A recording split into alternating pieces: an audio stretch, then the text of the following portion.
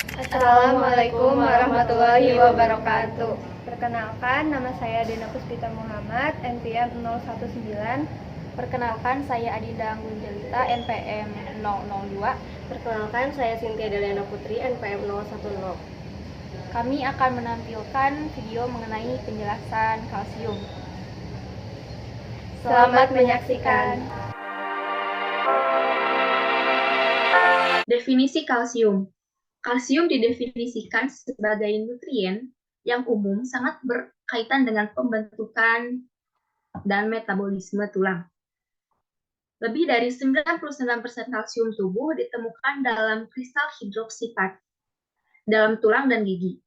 Selain itu, 1% kalsium lainnya terdapat dalam sistem sirkulasi, cairan ekstraseluler, otot, dan jaringan lainnya yang berperan dalam proses kontraksi vaskular dan vasodilatasi, transmisi saraf, kontraksi otot, dan sekresi hormon. Jaringan tulang sebagai reservoir dan sumber kalsium utama untuk metabolisme tubuh serta proses remodeling tulang.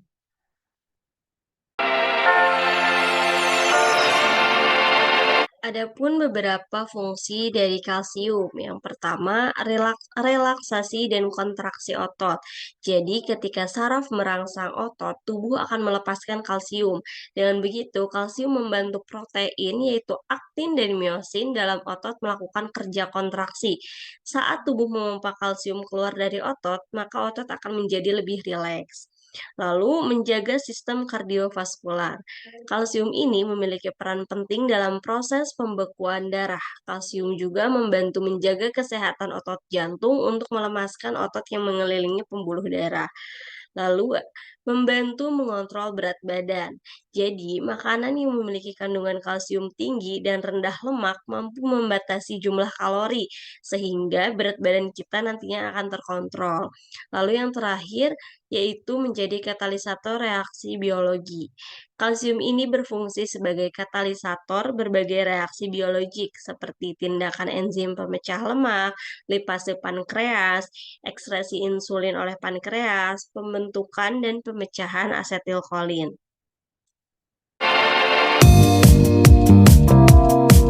Kebutuhan kalsium per hari. 1-3 tahun 700 mg per hari, 4-8 tahun 1000 mg per hari, 9-18 tahun 1300 mg per hari, 19-50 tahun 1000 mg per hari, 51-70 tahun 1200 mg per hari untuk wanita, 1000 mg per hari untuk pria. Di atas 71 tahun 1200 mg per hari.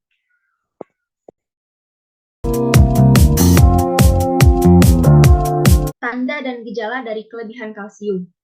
Di antaranya, haus berlebihan, buang air kecil berlebihan, sakit kepala, kelelahan, mual dan muntah, sakit perut, nafsu makan menurun, sembelit, dehidrasi, nyeri tulang, nyeri otot, berat badan menurun, detak jantung abnormal, osteoporosis, dan patah tulang. Jadi, ketika kita mengonsumsi kalsium secara berlebihan, itu akan mengakibatkan salah satu penyakit, yaitu contohnya hiperkalsemia. Hiperkalsemia adalah kondisi ketika kadar kalsium dalam darah terlalu tinggi. Kondisi ini dapat menyebabkan penipisan tulang, batu ginjal, dan gangguan pada kerja jantung dan otak. Kadar normal kalsium dalam darah adalah 10,4 mg per desiliter dengan kadar kalsium yang terionisasi 5,2 mg per desiliter. Hiperkalsemia adalah istilah untuk kadar kalsium dalam darah yang melebihi nilai tersebut. Peningkatan kadar kalsium darah ini umumnya diakibatkan oleh kelenjar paratiroid yang terlalu aktif. Kondisi ini juga dapat disebabkan oleh kelebihan vitamin D, kanker, dan penggunaan obat-obatan tertentu. Nah, untuk gambarnya ini ada di kanan atas. Itu salah satu gambar orang yang terkena hiperkalsemia.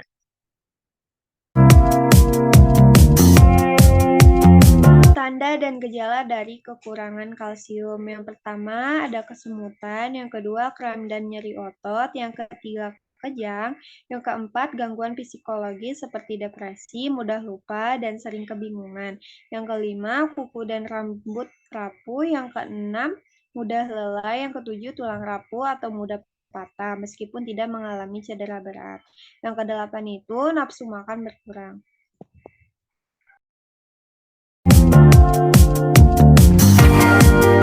Penyakit kekurangan kalsium, salah satunya osteoporosis, dapat dilihat pada gambar sebelah kanan di atas. Perbedaan antara tulang normal dan tulang osteoporosis dilihat dari pori-pori atau spons tulangnya. Untuk tulang normal, pori-porinya sangat kecil. Untuk tulang osteoporosis, pori-porinya sangat besar dan dapat menyebabkan tulang mudah patah. Definisi dari osteoporosis adalah penyakit ketika kepadatan tulang secara perlahan berkurang, sehingga tulang menjadi lemah dan rentan akan fraktur atau patah tulang. Tulang adalah jaringan hidup yang terus-menerus dipecah dan diganti.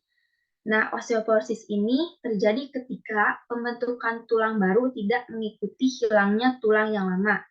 Penyakit tulang ini paling sering menyebabkan fraktur atau patah tulang di panggul, tulang belakang, dan pergelangan tangan.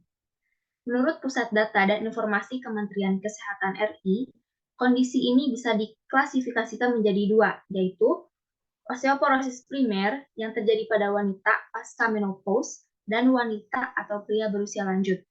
Jenis ini terjadi akibat penurunan hormon estrogen pada usia lanjut atau setelah menopause yang memicu pengeroposan tulang.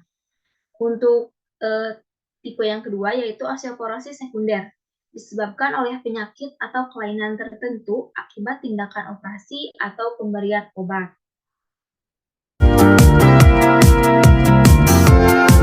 Adapun makanan dan minuman yang mengandung kalsium, diantaranya pada 100 gram bayam mengandung 99 mg kalsium, pada 100 gram brokoli mengandung 47 mg kalsium, pada 100 gram pakcoy mengandung 105 mg kalsium, pada 250 gram yogurt mengandung 260 mg kalsium. Pada 100 gram kacang almond mengandung 264 mg kalsium. Dan yang terakhir pada 250 ml susu sapi mengandung 300 mg kalsium. Metabolisme kalsium pada relaksi dan kontraksi otot. Yang pertama yaitu asetilkolin atau ACH yang dilepaskan pada terminal sinaptik berdiffusi melintasi celah sinaptik dan berkaitan dengan protein reseptor pada membran plasma serat otot, memicu potensial aksi pada serat otot. Yang kedua, potensial aksi disebarkan di sepanjang membran plasma dan tubulus T ke bawah. Yang ketiga, potensial aksi memicu pelepasan kalsium dari SR. Yang keempat itu, ion kalsium mengikat troponin dalam filamen tipis, situs pengikatan miosinnya terbuka. Yang kelima itu, terus ada siklus pembentukan dan pemecahan jembatan silang miosin ditambah dengan hidrolisis ATP, menggeser filamen tipis menuju pusat sarkomer. Yang keenam, kalsium sitosol dihilangkan dengan transfer aktif ke SR setelah potensial aksi berakhir. Yang ketujuh itu, penyumbatan tropomiasin pada situs pengikatan miosin dipulihkan. Terus kontraksi berakhir dan serat otot berelaksasi. Interaksi kalsium dengan zat gizi. Yang pertama, makanan mengandung oksalat. Kadar asam oksalat yang berlebihan di dalam tubuh dapat menghambat penyerapan kalsium. Oksalat adalah asam yang ada di dalam buah dan sayur. Oksalat bisa mengikat kalsium sehingga tidak bisa diserap oleh tubuh. Nah, oksalat ini kadarnya akan berkurang ketika proses pemasakan. Lalu, makanan yang mengandung garam tinggi. Makanan yang mengandung garam tinggi secara berlebihan dapat menyebabkan pembuangan kalsium melalui ginjal lebih banyak. Selanjutnya, makanan yang tinggi serat. Makanan yang tinggi serat dapat mengganggu proses penyerapan kalsium. Sebaiknya mengatur jadwal makan yang benar, misalnya dengan minum susu, lalu setelah beberapa jam barulah makan makanan yang tinggi serat. Selanjutnya, makanan yang mengandung phytates. Phytates adalah zat yang bisa mengikat kalsium di dalam usus, sehingga kalsium tidak masuk ke dalam aliran darah. Nah, agar tidak terganggu, disarankan untuk memasak terlebih dahulu makanan yang mengandung phytates, karena dengan merebus dapat mengurangi zat tersebut di dalam makanan. Dan yang terakhir, makanan tinggi protein. Protein dapat membuat kalsium lebih cepat dikeluarkan oleh tubuh melalui air seni atau air kencing. Interaksi kalsium non-gizi, antibiotik atau antibiotik quinolone. Berinteraksi dengan kalsium dapat menurunkan sebaik beberapa antibiotik bekerja. Di usus, kalsium berikatan dengan antibiotik yang disebut quinolone. Ini dapat mengurangi jumlah obat yang diserap tubuh. Untuk menghindari interaksi ini, minum obat ini minimal 2 jam sebelum atau 4-6 jam setelah kalsium. Sekian, terima kasih. Semoga dapat bermanfaat. Wassalamualaikum warahmatullahi wabarakatuh.